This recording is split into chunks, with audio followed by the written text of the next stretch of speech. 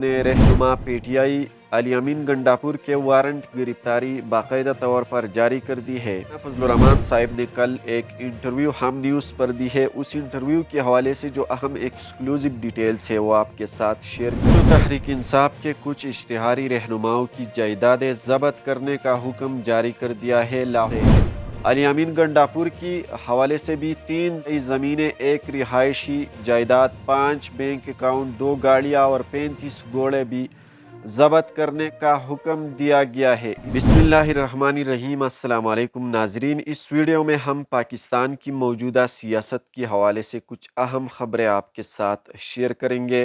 सबसे पहली खबर, मुजफ्फराबाद में आज़ाद कश्मीर के इलेक्शन कमीशन ने रहनुमा पीटीआई अलियामीन गंडापुर के वारंट गिरफ्तारी बाकायदा तौर पर जारी कर दी है। अलियामीन गंडापुर के खिलाफ आज़ाद कश्मीर के इंतखाबात में ज़ाब्ता अखलाक की खिलाफ वर्जी का केस जो है वो दर्ज है। डिप्टी कमिश्नर डेरा इस्माइल खान को अलियामीन गंडापुर की गिरफ्तारी का बाकायदा मुरासिला भी जारी कर दिया गया है, जिसमें अलियामीन गंडापुर को 28 फरवरी को इलेक्शन कमीशन आज़ाद कश्मीर के सामने पेश करने की हिदायत की गई है। इसके अलावा जमीयतुल उलमाए इस्लाम का जो सरबराह है मौलाना फजलुर रहमान साहब, उसके हवाले से भी कुछ खबरें हैं मेरे साथ, वो भी आपके सामने शेयर करेंगे। मौलाना फजलुर रहमान साहब ने कल एक इंटरव्यू हम न्यूज़ पर दी है। उस इंटरव्यू के हवाले से जो अहम एक्सक्लूसिव डिटेल्स है वो आपके साथ शेयर करेंगे। आप सबको पता है कि इस वक्त मौलाना फजलुर रहमान शदीद गुस्से में है। इलेक्शन के हवाले से उन्होंने कुछ सवालात उठाए हैं और उनका कहना है कि इंतखाबात में बहुत ज़्यादा हद तक धांधली हो चुकी है। आसमा शिराजी जो है इसने एक सवाल किया है मौलाना फजलुर रहमान से कि क्या आप समझ रहे हैं कि इस इलेक्शन में तहरीक इंसाफ के साथ भी धांधली हुई है? क्या आप ये इसके साथ एग्री है? दोस्तों, मौलाना साहिब इस हवाले से कहते हैं ये फैसला उन्होंने करना है, मैंने नहीं करना है, मैं अपनी बात कर रहा हूँ। आसमा शिराजी दोबारा इससे सवाल करते हैं लेकिन आपकी ऑब्जर्वेशन क्या है? मौलाना साहिब दोबारा कहते हैं मैं अपनी बात कर रहा हूँ, मैं इस मुल्क में जमहूरियत की बात करूँगा, लेकिन जमहूरियत वो होनी चाहिए जिस तरह हकीकी जमहूरियत हो, जिस तरह आईन ने कहा है जमहूरियत के बारे में, उसी तरह जमहूरियत होना चाहिए। आसमा शिराजी उससे एक और सवाल करते हैं, उसमें कहते हैं कि मियाँ नवाज शरीफ की तरह आपको भी माइनस करने की कोशिश की गई है। तो मौलाना साहब ने कहा है कि मेरी तो माइनस करने की कोशिश नहीं हुई, जमात की माइनस की कोशिश की गई है। अगर आपने जमीयतुल उलमाए इस्लाम को माइनस किया जाए, माइनस करना है मुल्की सियासत से, तो फिर हम भी इसकी बका की जो जंग है वो हम लड़ेंगे। इसके अलावा मौलाना साहिब इस्टेब्लिशमेंट से भी कुछ अहम गिले शिकवे जो है वो कर चुके हैं और कहते हैं कि इस्टेब्लिशमेंट से हमें रोज़ धमकियाँ मिलती थी, तहरीक इंसाफ के साथ हाथ मिलाने के लिए अभी भी नहीं सोचा है, हमारे फैसले खुद के नहीं आलमी क़ुव्वतें करती है। और उन्होंने मज़ीद ये भी कहा कि इस्टेब्लिशमेंट ने पैसे और रिश्वतें लेकर नतीजे बनाए हैं, अरबों अरबों रिश्वतें कमाई है, हमारे सूबों में इतना वोट नहीं है जितना डाला गया है। इसके अलावा नून लीग के हवाले से भी उन्होंने कहा है कि नून लीग को उनका असल शक्ल दिखाया गया है और उसको कहा है कि आप नहीं जीते हैं, आपने ये सीटें नहीं जीते हैं। एस्टेब्लिशमेंट ने नून लीग को कहा है और ये दिखा दिया है, नून लीग का जो असल चेहरा है वो दिखाया गया है कि आपने ये सीटें नहीं जीत चुके हैं, ये हमने आपको दी है।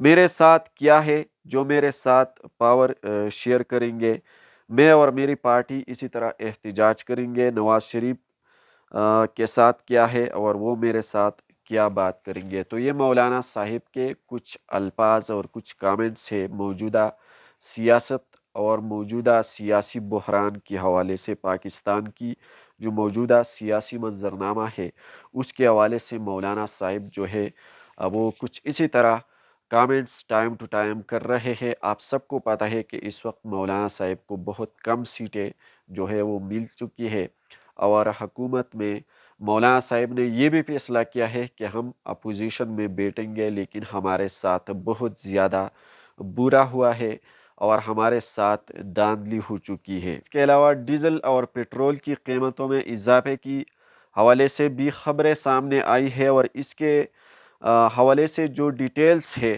وہ یہ ہے کہ ملک بھر میں پیٹرول اور ڈیزل مہنگا ہونے کا امکان ہے۔ آنے والے 15 دنوں میں پیٹرول اور ڈیزل کی قیمتوں میں باقاعدہ طور پر اضافہ ہو سکتا ہے۔ تو یہ موجودہ صورتحال ہے، آنے والے 15 دنوں میں پیٹرول اور ڈیزل جو ہے وہ بھی مہنگے ہوں گے، اور ساتھ ہی ساتھ بجلی کے قیمتوں میں بھی خبریں سامنے یہ آ رہی ہے کہ بجلی کا جو قیمت ہے وہ بھی بڑھ جائے گی۔ دوستو، تحریک انصاف کے کچھ اشتہاری رہنماؤں کی جائیدادیں ضبط کرنے کا حکم جاری کر دیا ہے۔ لاہور کی انسدادی دہشت گردی عدالت نے پی ٹی آئی سے تعلق رکھنے والے اشتہاری ملزمان کی منقولہ اور غیر منقولہ جائیدادیں جو ہے وہ باقاعدہ طور پر ضبط کرنے کا نوٹیفیکیشن جاری کر دیا گیا ہے۔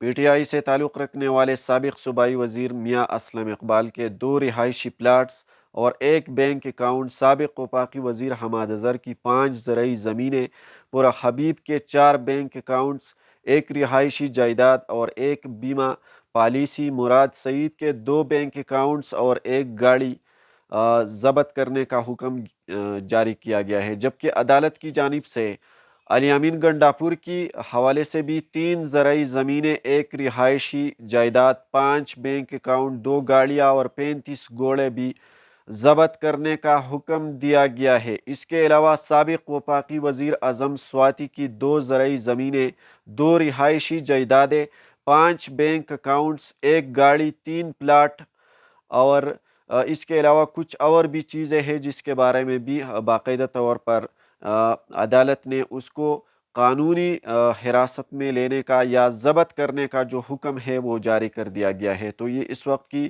تحریک انصاف کے لیے بہت بری خبریں ہیں، اور ہو سکتا ہے کہ آنے والے دنوں میں تحریک انصاف کے ساتھ اسٹیبلشمنٹ کی طرف سے بہت برا سلوک ہونے جا رہا ہے۔ مزید اپڈیٹس کے لیے آپ ہمارے ساتھ رہیے، ہم ٹائم ٹو ٹائم آپ کو آگاہ کریں گے۔